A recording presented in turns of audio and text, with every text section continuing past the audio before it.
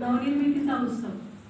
नवनिर्माण करण्याची शक्ती फक्त दोन ठिकाणी असते, एक स्त्रीमध्ये असते आणि दुसरी मातीमध्ये असते.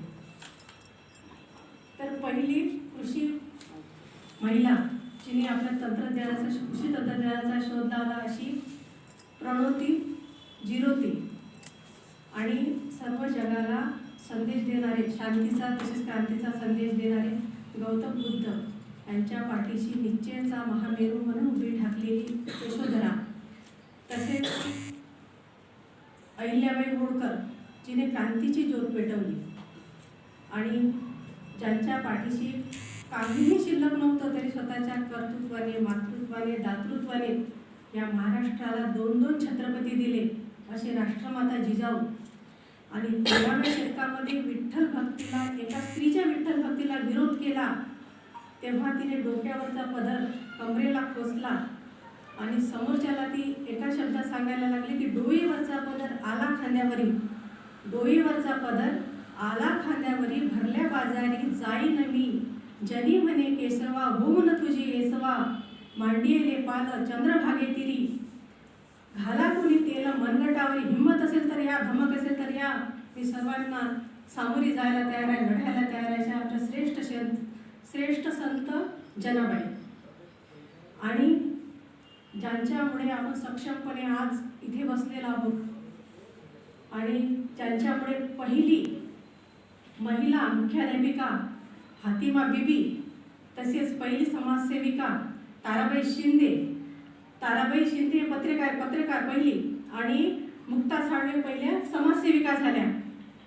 आणि गुलामगिरीच्या गर्तेतून बाबासाहेब आंबेडकरांनी आपल्याला बाहेर काढलं खरं, पण पोलादी पंख बनून ज्यांच्या मागे शेणाच्या गोऱ्या हातात घेऊन आणि आपल्या संसाराची झड सोसत ज्यांनी त्यांचा संसार केला पण त्यांच्या कर्तृत्वाला त्याची झड लागू दिली नाही अशा रमाबाई आंबेडकर आणि आज क्रांतिज्योतिबाई फुले यांच्यामुळे आपण सर्वजण इथे बसलेलो आहोत आणि मी सुद्धा तुमच्यासोबत काहीतरी 2 शब्द बोलू शकते. अशा ह्या सर्वजणींना माझा मानाचा मुजरा. बाई पण भारी देवा हा पिक्चर आपण सगळ्यांनी बघितला, तो सर्वांना आवडला, खूप आवडला.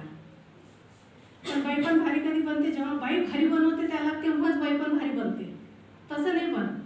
आजपर्यंत सगळेजण काय म्हणतात की स्त्री पुरुषी रथाची 2 चाके, पण मी नाही म्हणत.